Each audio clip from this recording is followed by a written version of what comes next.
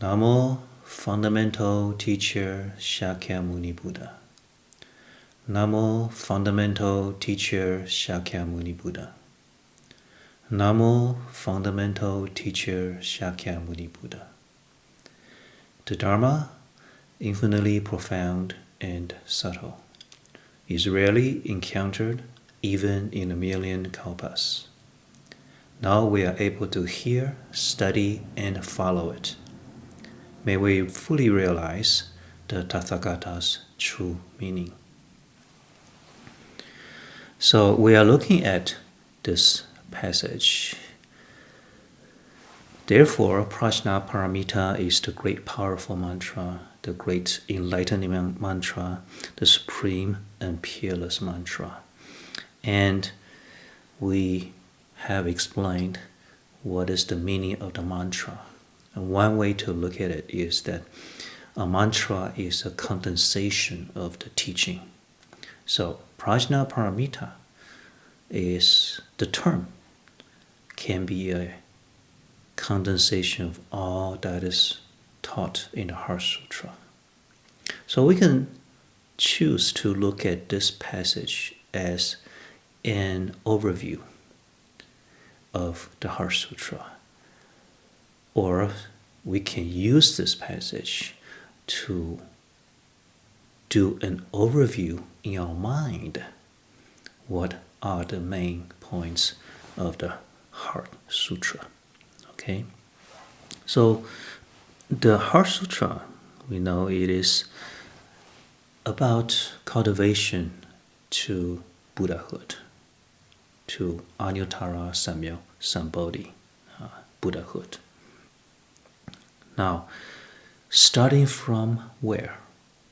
Who can benefit from the Heart Sutra? Well, everybody.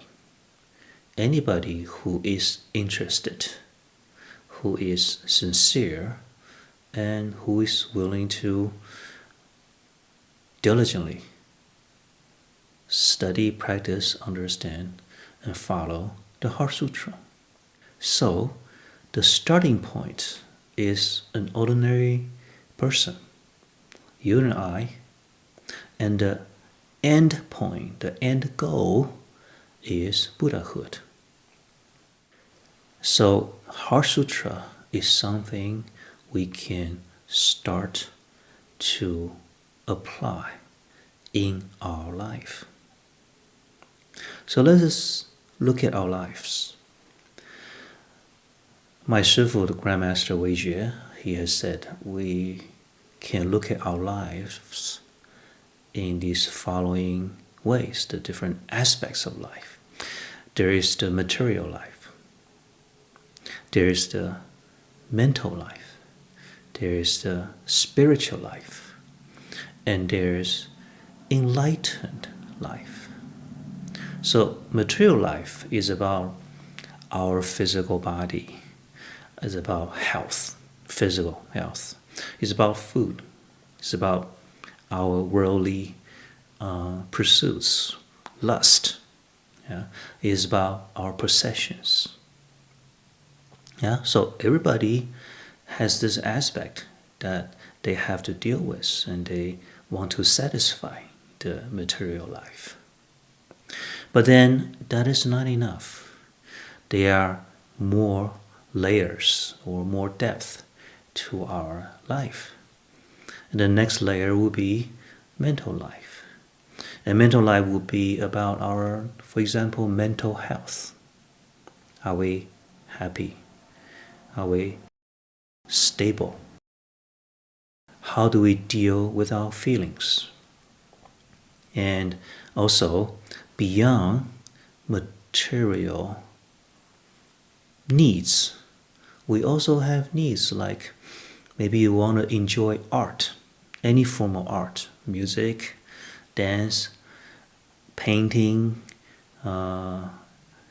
any other form of artistic pursuits, or enjoying art. And it's about joy, how to be happy, right? So we have needs in our mental life. But then there's another layer that some of us will pursue, and that will be the spiritual life, meaning what we begin to question, what is higher? Is there a higher meaning to our existence? Why are we here? What is our purpose? Yeah. So then there's philosophy. Yeah. There's about meaning, about finding truth, about wisdom. Yeah. The wisdom of life. And starting with the spiritual life, if we are able to discover, to realize the truth, to realize the higher wisdom, then we can live our life in an enlightened way. So that will be an enlightened life. So the enlightened life is about ultimate truth. It's about liberation. It's about boundless compassion. Okay? So what does studying Buddhism, what does the Dharma do for us in these different aspects of life? Well, I would say that the Dharma helps us in all of these 4 levels, 4 layers of life. Material life. Does Buddhism have guidance on how we shall live our material life? Yes, it does. For example, the practice of mindfulness of body.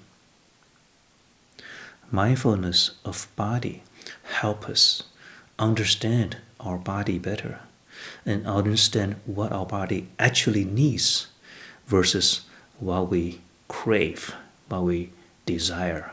Sometimes we pursue material things, material desires. That's actually not good for our living. Yeah? So mindfulness of body is a very important way to guide how we live with our body, how we can achieve real health. Yeah? So about healthy living, about avoiding indulgence. Yeah? And our material life also concerns harmony with each other and harmony with the environment. So in the very earliest Buddhist teachings, there are guidance about how a monk, how a Buddha's disciple shall live, being conscientious of its surroundings, of its environment, not to destroy our environment. Yeah? So the Dharma also can guide us on our mental life, our psychological health. So for example, mindfulness of feeling and mindfulness of thoughts. These meditations can help us live a life of mental stability and even mental joy and discovering peace. And Buddhism also teaches about having a mindset of gratitude, of respect, of kindness, of harmony with each other and other living beings, and living a life with sincerity and diligence. These all comprise to a healthy mental life. And certainly the main core of the Dharma is about spiritual life and enlightened life. So this is the part where it teaches how to cultivate, how to understand our karma, the principle of causality, It teaches us about interdependence, yeah, about non-duality, about mindfulness of Dharma, mindfulness of all phenomena, so that we can understand the true nature of all phenomena. We can understand the true nature of life. We can realize emptiness in our Buddha nature.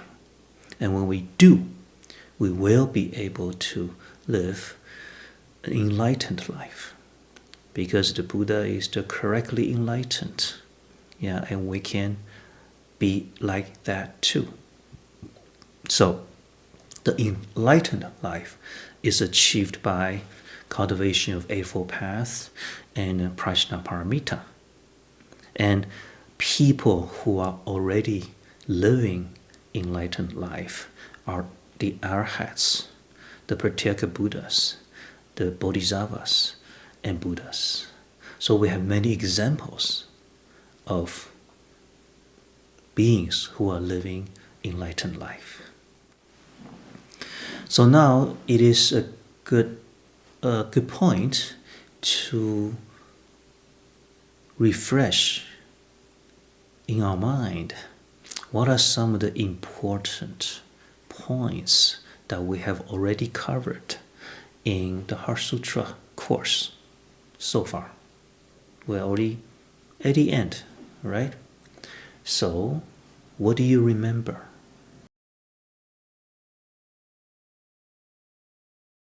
Can you make a list of the important points?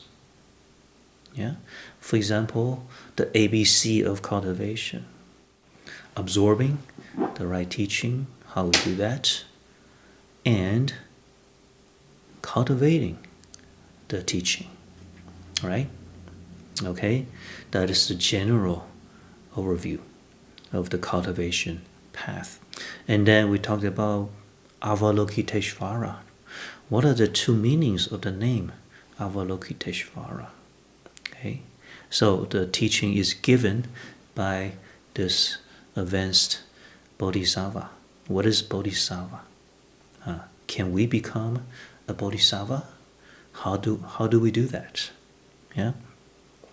Bodhisattva Avalokiteshvara, while deeply immersed in Prajnaparamita. So when we think of the term Prajnaparamita, can we remember the main points of the Heart Sutra? To use Prajnaparamita as the key word, as the condensation of the teaching, as the mantra of Heart Sutra. And so Prajnaparamita means what? It means perfection of wisdom. What does that even mean? First of all, what is true wisdom? What is prajna? And then what is the perfection of prajna? Does it have any meaning to you?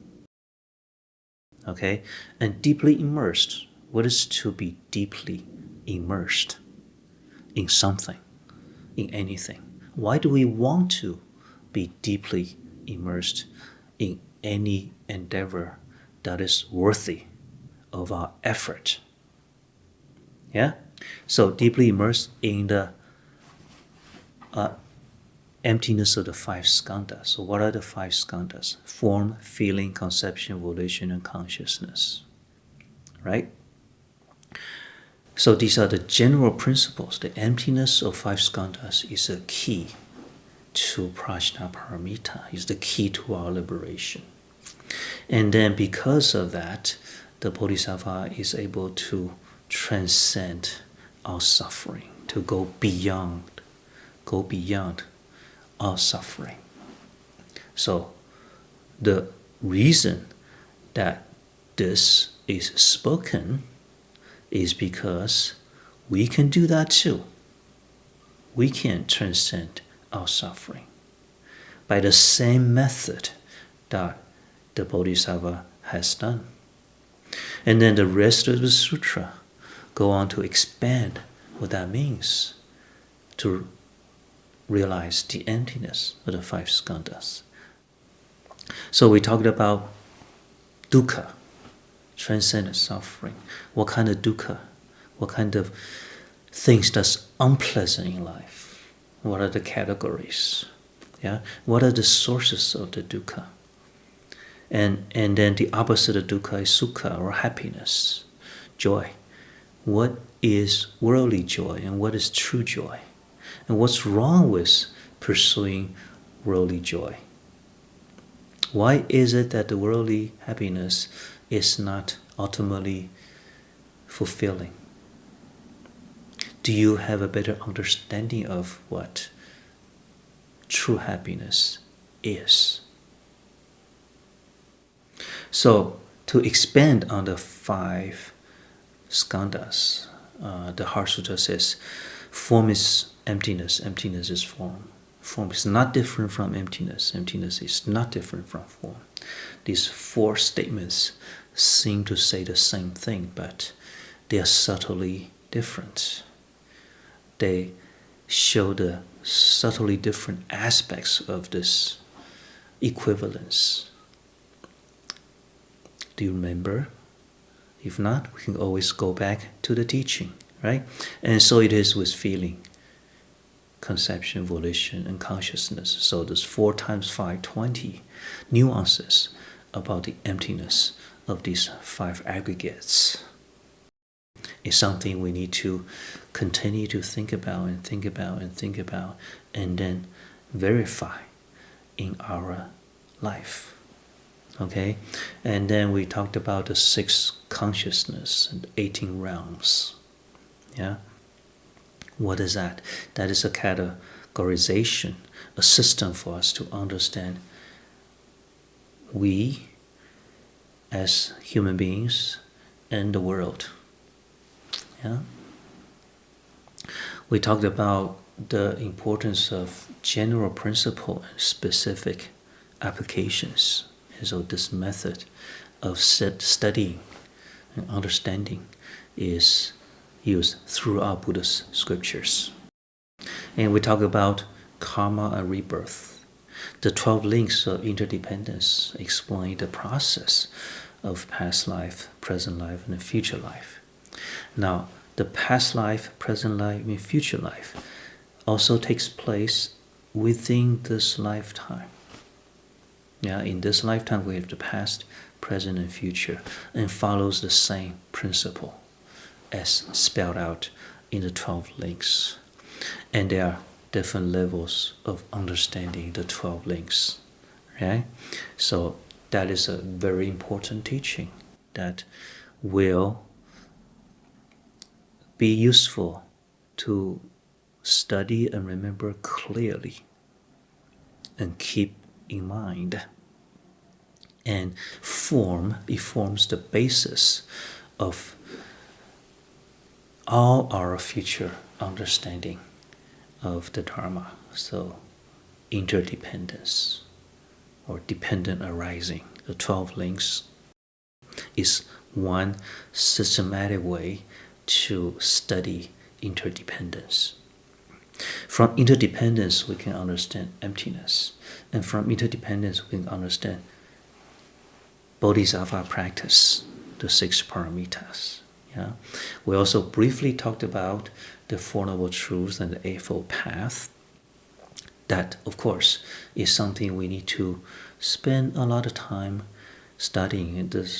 These Four Noble Truths, Eightfold Path, 12 links form the foundation of Buddhist liberation.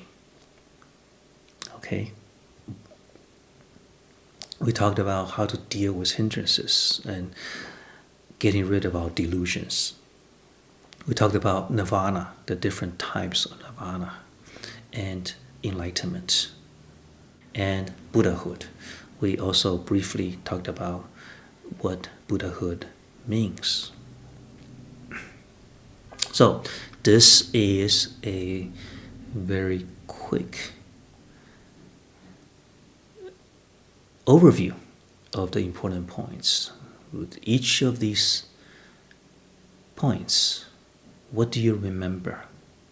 It's okay if you have forgotten some of it or even a large part of it. but we can always go back to the outline, the lecture notes, and if necessary, go back to the talks to review. And hopefully, we will be able to remember some of the most important points in our mind without looking at the notes, right? So it's about absorbing the teaching. When we can remember these important points, we can think about it, we can contemplate on them anytime, anywhere where we have time, right? And also when we are encountering certain situations, these points, these teachings can come up and help us in dealing with the situations. Okay? Let us review what we talked about in this short lecture. Shifu talked about quoting the Grandmaster. We talked about the 4 layers or 4 aspects of our life. What are they? So we have the material life, the mental life or psychological aspect. We have the spiritual life and enlightened life. And how does the Dharma guide us on each of these 4 aspects? And we have produced a list, quite a list of all the things, all the teachings we have covered in this Heart Sutra course. How many can you remember? How many can you keep in your mind? And we are not going to be able to deeply remember all of it all at once yet, and that's quite okay. But by keeping some of them at least in our mind, and we continue to contemplate on them, to think about them, these points will connect. Okay, let us now make a dedication. May the merits of our deeds reach every part of the world. Sentient beings, large and small, all attain enlightenment.